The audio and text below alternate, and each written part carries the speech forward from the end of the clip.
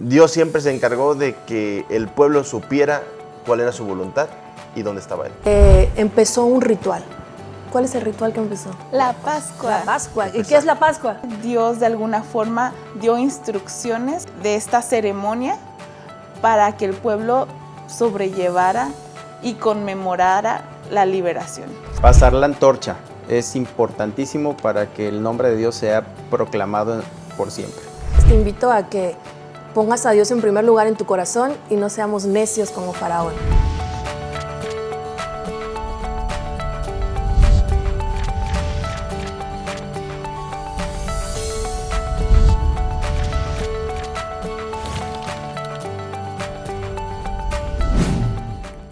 Hola, bienvenidos una vez más al repaso de la lección de la Escuela Sabática Universitaria.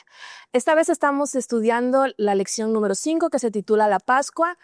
Mi nombre es Gabriela Domínguez y quisiera que mis compañeros, mis amigos se presentaran y también quiero hacerle una pregunta, no solamente a ustedes, sino también a los que nos están viendo en la pantalla. La pregunta es, si ustedes han estado en alguna situación en la que tienen que tomar una decisión muy importante que no solo afecte tu vida, sino también de las que te rodean, de los que quieres o tal vez a los que no quieres.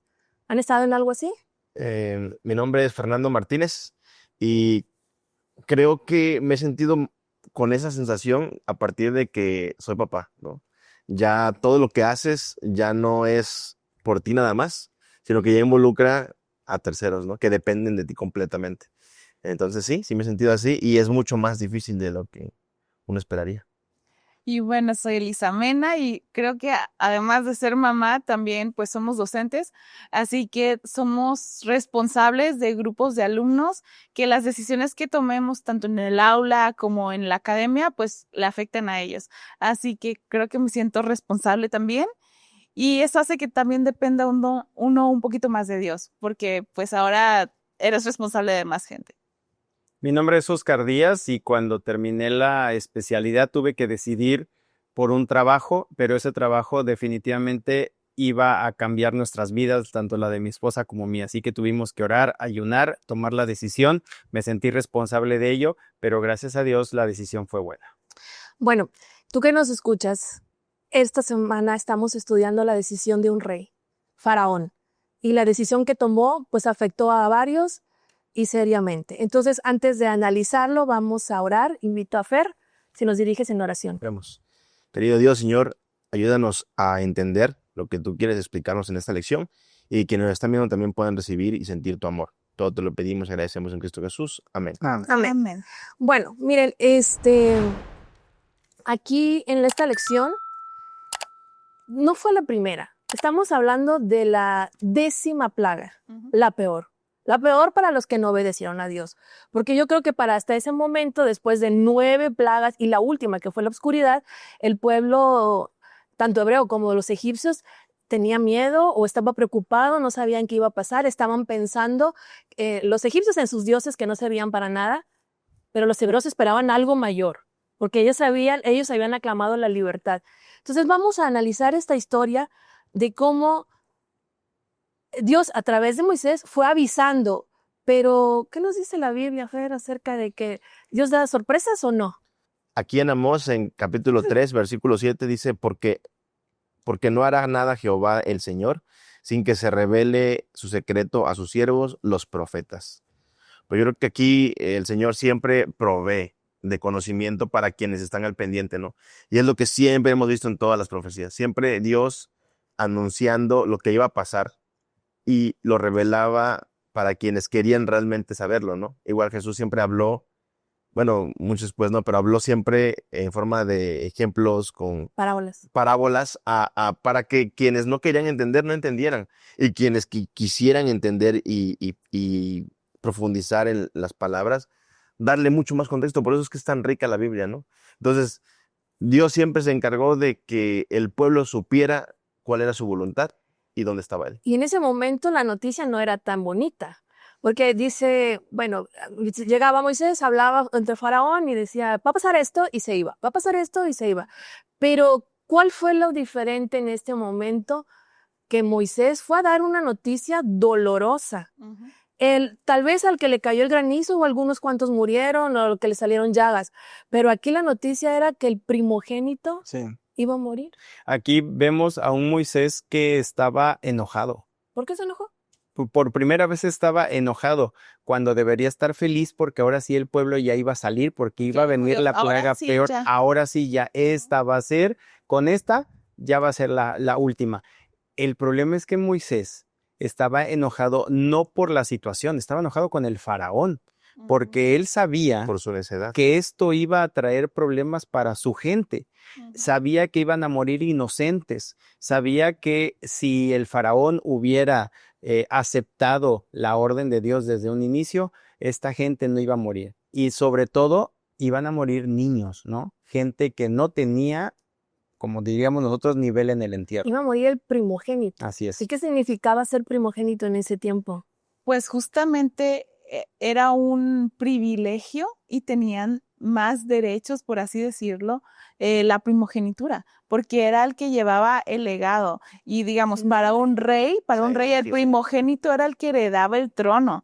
Y así sucesivamente. Vemos a través de la Biblia varios relatos, ¿no? Como la disputa por la primogenitura entre los mellizos, entre otras cosas, que lo importante que era la primogenitura. Y no nada más de los dirigentes egipcios, no nada más del pueblo medio, también de la servidumbre y también de los animales. Así que era algo terrible y de ahí viene los sentimientos. Iba a haber dolor en Moisés. cada una de las familias, porque todos tenían hijos y todos iban a sufrir si no obedecían, porque también les dijo, pero hay un perdón, hay un salvoconducto para ustedes. ¿Y qué hizo Faraón? No te creo. O sea, ¿cómo uno va a creer después de todo lo que había pasado? Detrás de Era esta más oscuridad. orgullo que aceptar a Dios. Pero afortunadamente corazón. Dios sabía eso y permitió que también incluso familias egipcias pudieran participar del rito. Sí. Escucharon. Y escucharon y salvar también a su familia, ¿no? Ellos también escucharon. Entonces, fue un momento doloroso y a partir de ahí se empezó un ritual. ¿Cuál es el ritual que empezó? La Pascua. Pascua. ¿Y qué es la Pascua? Pesaj. Bueno, Pesaj lo vamos a ver en unos minutitos más, pero la Pascua. Y dijo, ¿vamos a hacer esta fiesta o para qué quedó? Rápidamente. Fueron un recordatorio que iba a quedar ya a las siguientes generaciones de cómo Dios iba a actuar milagrosamente. Y yo siento que también fue para poder sobrellevar ese suceso tan triste. Dios de alguna forma dio instrucciones de esta ceremonia para que el pueblo sobrellevara y conmemorara la liberación. Fue triste para los egipcios, pero al final para el pueblo de Israel significaba la liberación de 400 años de esclavitud. Entonces, la muerte de ese corderito en ese momento significó la libertad de la muerte porque se salvaron sus hijos y también hasta ahora representaba a Cristo, la libertad Siempre para con todos simbolismos. nosotros. Ahora, esta fiesta Un se momento, guardará. Oscar. Continuamos A perpetuidad. contigo después. Ahorita vamos a leer, a los que nos están viendo en la pantalla con la siguiente pregunta. ¿Qué significa para ti que Dios te dé una segunda oportunidad? Para mí significa mucho porque la verdad no, como seres humanos no merecemos segundas oportunidades, pero por el amor de Cristo y pues por su amor estamos aquí, gracias a Él y pues por la sangre de Jesús que murió en la cruz. Para mí, al darme esas segundas oportunidades, una segunda oportunidad es demostrar el amor incondicional que Dios tiene para nosotros y también su gracia. Y que pues siempre tengo que aprovechar ese tiempo, esa oportunidad que me ha dado. Para mí significa perdón, amor y misericordia y la posibilidad de iniciar una nueva vida.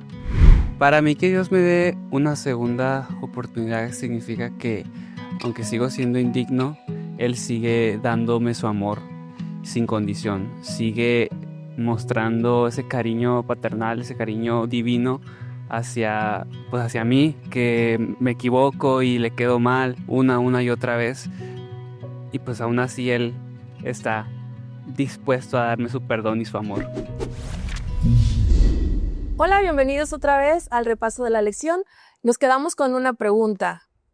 Bueno, un comentario, doctor Oscar. Sí. ¿Qué nos querías comentar? Lo que pasa es que la indicación de Dios fue que esta fiesta se guardaría a perpetuidad. Y eso me llama la atención porque no era nada más una celebración para el pueblo en ese momento o para esa generación, sino que de generación en generación se tenía que pasar y se tenía que seguir guardando esta fiesta, porque si no, entonces se olvidaría las maravillas que Dios había hecho por su pueblo. Y hasta el día de hoy Así es. creo que se ha cumplido esto, se sigue recordando este evento. Y también se dieron órdenes claras o instrucciones Así es. claras de cómo debería de ser. Entonces, lo que llama la atención es que era un corderito de 1 año, macho o Sin cabrito, sin mancha, si no estuviera golpeado, que no estuviera enfermo, si no era puro el animalito.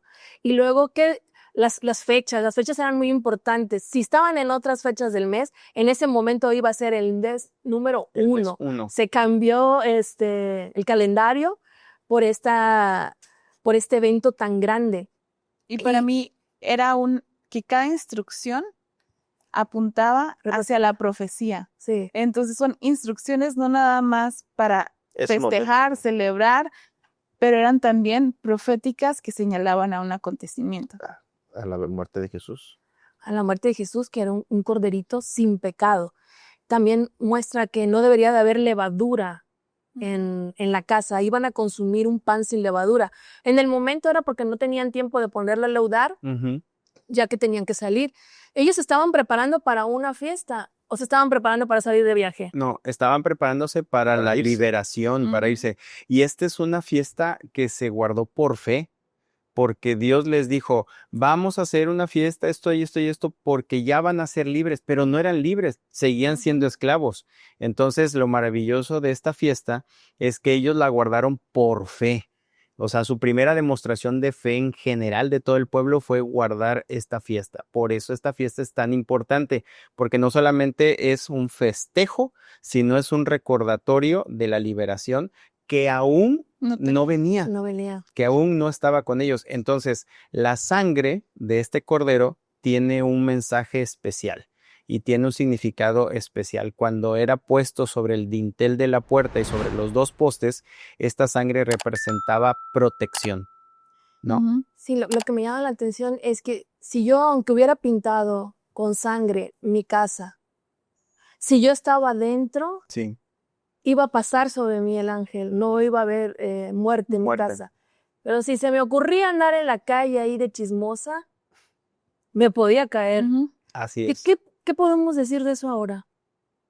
Pues eso es obediencia. Para empezar, es obediencia a las instrucciones precisas de Dios.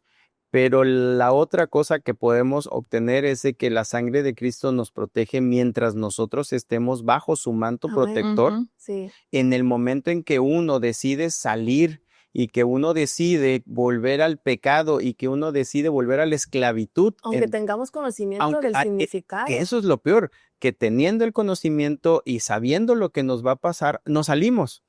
Y entonces perdemos esa protección de la sangre de Cristo. Entonces, yo creo que eso es algo que tenemos que recordar hasta el día de hoy, ¿no? Y que el hisopo en el que se colocaba la sangre representaba la gracia de Dios, porque la sangre por sí misma, pues es sangre. Cuando es colocada sobre nuestro hogar, sobre nuestro trabajo, sobre nuestra vida, bajo la gracia de Dios, entonces la sangre tiene poder. Ahora yo les tengo otra pregunta. Siéntanse libres de decir. Estamos hablando de sacrificios. ¿Los egipcios hacían sacrificios? Sí. Entonces, ¿cuál es la diferencia entre los sacrificios que hacían ellos con sus dioses y este sacrificio que hicieron ese día, el 14 días del primer mes, en la tarde, antes de que anocheciera, sacrificaron ese corderito o ese cabrito? ¿Cuál es la diferencia entre estos 2 sacrificios? ¿Para qué hacían sacrificio los egipcios? Bueno, los egipcios me imagino que sacrificaban para apelar a la benevolencia de sus dioses, para ganar el favor de sus dioses. En este sacrificio específico era un agradecimiento por lo que ya había hecho Dios, mientras que los otros buscaban que los dioses obraran a favor. Y por otro lado, estamos de acuerdo que pues es una ovejita chiquita todavía, que a ti te había tocado cuidar y crecer y Estabas como en conexión. tenía cierta conexión, y si hemos visto imágenes de ovejas, pues son muy tiernas, la verdad. Así que este acto de humildad y de que te va a doler porque tienes que matar a un animalito indefenso, yo creo que hace que el proceso de meditación hacia lo que está sucediendo sea más educativo, ¿no? Todo es educativo para Dios, nos pone imágenes de diferentes maneras y es una forma en la que Dios nos muestra, en este caso, pues lo que iba a pasar con Jesús. Sí, él nos estaba mostrando salvación, nos estaba mostrando el perdón de nuestras faltas, mientras que hacia los dioses de los egipcios eran, yo tengo que hacer esto para ver si te caigo bien y te traigo esto como a mi pueblo que lleva Escuché también refresco negro que, a sus que así dioses. es como funcionaba, o sea, en un sacrificio a un dios cualquiera, siempre se busca como que de alguna manera controlar. Yo sacrifico y entonces obtengo un beneficio. Yo sacrifico esto y entonces obtengo y recibo y me dan lo que quiero. En este caso no, el sacrificio simplemente era un simbolismo, como una especie de una expedición incluso llegó esa expresión, como un cheque expedido en cuestión de los pecados que también se pueden cometer, refiriéndose a Jesús, a Cristo, cuando muriera en la cruz del Calvario, ¿no? Sí, y esa información la tenemos que seguir pasando, porque ellos la fueron pasando de generación en generación, de padre a hijo, le tienen que ir repitiendo la historia de la Biblia, ¿no? Entonces, ellos que lo vivieron se lo fueron pasando a sus hijos. Ustedes tienen hijos, ¿no? ¿Hacen lo mismo? Pues esperemos que sí, estemos haciendo bien el trabajo. La otra cuestión también, que ese corderito estaba sustituyendo al primogénito de la familia. Entonces, era una forma de decir, ok, estoy creyendo en lo que estás diciendo, sé que va a pasar esta plaga y como estoy creyendo y teniendo fe, en lugar de mi primogénito, aquí está, que finalmente fue lo que hizo Jesús con nosotros, ¿no? En lugar de nosotros padecer la muerte eterna, Él vino a padecer por nosotros. Y es lo que siempre pasa, porque podría haber sido muy simple. El ángel obviamente que sabía quiénes creían y quiénes no. Pero ¿por qué siempre Dios nos reta a actuar? Siempre, igual, como lo vamos a ver más adelante, siempre hay una acción de que tiren ese árbol, vayan a tal parte, traigan de aquí, traigan de allá. O sea, siempre hay una acción, y en este caso era de que si tienes fe, entonces demuéstralo con un acto, ¿no? Es correcto. Entonces no solamente era cuestión de que Dios tenía que identificar, si veía la sangre de Dios, entonces sabía que tu corazón le pertenecía. No, era un acto que tú le demostrabas a la sociedad, con quien estabas. Un acto de demostración. Un acto de fe, ¿no? De fe. Porque la fe sola no es suficiente, ¿no? Ok, me gustaría hacer la siguiente pregunta al experto. No solo al experto, tú también si quieres escribir. La pregunta es la siguiente. ¿Cuál es la relación entre el pacto abrahámico y la liberación de Israel en Éxodo?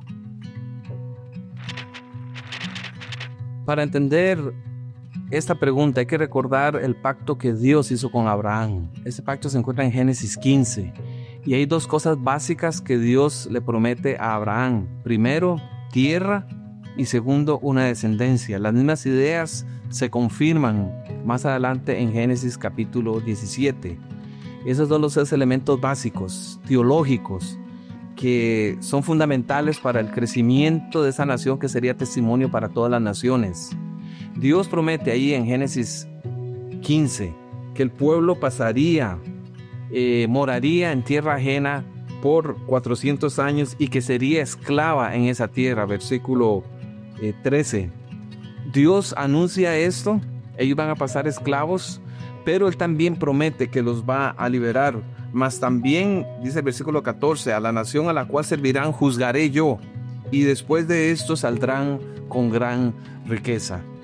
En el momento que Moisés llega allí, es en el momento en que Dios actúa para cumplir lo que Él había prometido a Abraham. Y esto es fundamental en la Biblia, y sobre todo en el Antiguo Testamento. Dios promete, Dios va a cumplir. Y con Moisés viene esa promesa de que los libera. Se esperaría que fuera Moisés el que los iba a introducir a la tierra, iba a repartir a la tierra. Sabemos que no fue así por el error de Moisés, y eso lo cumpliría Josué. Entonces la conexión está allí Y tal vez lo que más vale recordar es que Dios, cuando hace un pacto, Dios lo cumple. Cuando Dios da una promesa, podemos estar seguros que Él la va a hacer por nosotros. Bienvenidos de nuevo al repaso de la lección. Espero que nos haya quedado clara la respuesta sobre la pregunta. Y ahora vamos a continuar. Ya estamos llegando al final de este bonito mensaje. Oscar, ¿querías comentar algo de pasar la voz? Sí, cuando nos invitan para que nosotros podamos pasar la antorcha, o más bien la indicación al pueblo de Israel fue esa, era transmitírsela a los hijos. La intención no era solamente contar una historia, porque yo tengo una hija que en la noche normalmente le cuento una historia, le cuento un cuento, viene y me hace la seña que quiere un cuento, entonces yo le relato una historia, ¿no? Pero aquí no era solamente relatar una historia que pasó, sino la indicación de Dios era que ellos se apropiaran de la historia y que la transmitieran a sus hijos como propia. Es decir, yo salí de Egipto, yo fui liberado. Incluso Deuteronomios 26, 5 y 9 dice que dijeran lo siguiente: un arameo a punto de perecer fue mi padre. Descendió a Egipto con pocos hombres, habitó allí y llegó a ser un pueblo grande y numeroso. Los egipcios nos maltrataron, nos afligieron y nos sometieron. Entonces todo tenía que ser en primera persona. De esta manera harían a los niños partícipes de esta situación y también responsables de pasar esta información. Entonces, esto es interesante porque mientras nosotros no hagamos propias las promesas de Dios, seguirán siendo simples historias, simples ¿O ritual? relatos o rituales, ¿no? Por ejemplo, algo que comentaba hace un rato, la parte donde decías que se tenía que tener fe, pero que la fe tiene que ir acompañada de obras. De acción. Desde ese entonces ya teníamos el evangelio, ¿no? De que Jesús iba a venir, de que íbamos a creer en él, pero no solamente es creer en él o creer en las promesas, sino tenemos que hacer algo. La fe se tiene que demostrar. Yo siempre les he dicho a los muchachos, la fe es como si fueras a un gimnasio, ¿no? La fe no puedes pedir fe nada más así, tienes que ejercerla. Es que eso aplica en todas partes, porque incluso hasta pensando ahorita en la educación, cuando tú enseñas algo y no pones al alumno a practicarlo, Claro, no aprende. es correcto. Si yo le digo a mi hijo, oye, no comas eso, pero me ve comiéndolo, ¿qué va a hacer él? Lo va a Lo va a comer, imitar. ¿no? También. Aprendemos mucho más de lo que hacemos, de lo que hacemos realmente, que de lo que decimos. Entonces aquí el acto de pasar la antorcha pues se refiere justamente a que, y la fiesta como tal, que pues era una fiesta para ellos, pero una fiesta de fe, porque todavía no eran libres, pero que era un sufrimiento para el pueblo. Tenía que recordarse como una fiesta de liberación y hacerlo cada año. Y comenzando como a partir de esa fecha, como el año que tiene que manejar. Y actualmente nosotros no somos hebreos, pero también hacemos el ritual, ¿no? La Santa Cena, el rito de humildad y Santa Cena. Que nos dirige al mismo suceso. Exactamente. Mientras que a ellos les apuntaba a la venida de Jesús y a su sacrificio y a esa intercesión por ellos para que, en este caso, que no murieran los primogénitos, pero en el caso de Cristo, que no muriésemos la segunda muerte por el pecado, nosotros también hacemos la Santa Cena o la Cena del Señor para recordar lo que Jesús hizo por nosotros, esa liberación del pecado. Es correcto, sí. Y esta plaga, qué fuerte, ¿no? O sea, la muerte de tu hijo primogénito. ¿Cómo ven ustedes el juicio? Es un juicio que desafortunadamente tuvieron que vivirlo ellos. O sea, dice la Biblia que no hubo ninguna casa en Egipto donde no hubiera fallecido un primogénito. Entonces hubo sufrimiento en cada casa de Egipto, porque todos iban a tener que ver quién era el Dios justo ante la incompetencia de sus dioses y ante la negligencia de su faraón. Y nuevamente, cuando mencionas ninguna casa, hasta el faraón. Sí. ¿Y a qué voy con esto? Hasta el hijo del Dios en la tierra, como lo tenían los egipcios, ¿no? La creencia que ellos tenían, hasta él no estaba exento, no hubo distinción social, no hubo distinción de clase, la única distinción fue el acto de fe. Ujú. O sea, porque ahí, si un egipcio hacía ese acto de fe, su casa pues, quedaba protegida, no era la casa que hiciera ese acto de fe. Y llama la atención, qué triste de que por uno que no tomó una buena decisión, como la primera pregunta que hice, no tomó la decisión de rendir su corazón a Dios. Murieron muchos inocentes. Murieron muchos Los niños inocentes. principalmente. Pero por otro lado, un inocente murió y por medio de él muchos somos salvos Amén. Así es. actualmente. Entonces, ahí está El balance. El balance. podemos decir. Pero en ese la momento paga era del local, pecado es la pero muerte, muchas ¿sabes? familias no creen que odiaron a Faraón en ese momento por esa creo que decisión. sí. Claro. Yo creo que sí. Pero Y también a sus tuvieron la dioses. oportunidad, sí, a sus dioses que no sirvieron para nada, porque no les regresaron en vida a sus hijos, ni a sus animales, ni nada, sino que en ese momento dijeron, ¿saben qué? Váyanse. Ahora sí, Isis, por ejemplo, que era la diosa protectora de los niños. Jeker, que era una diosa que asistía a las mujeres en el parto. Min, que era un dios de la reproducción. Ninguno de ellos pudo hacer nada. Ahora, ¿por qué los niños? Yo siempre me he preguntado, ¿por qué fueron primogénitos? ¿Por qué esta plaga tuvo que ser así? Y muy sencillo, si nos remontamos a Éxodo 1, vemos que la agresión del faraón en ese momento sí, fue directamente contra los niños. Dijo, estos se están reproduciendo demasiado, vamos a coartarles aquí el número, entonces vamos a matar a los niños. Y muchos israelitas murieron en aquel entonces.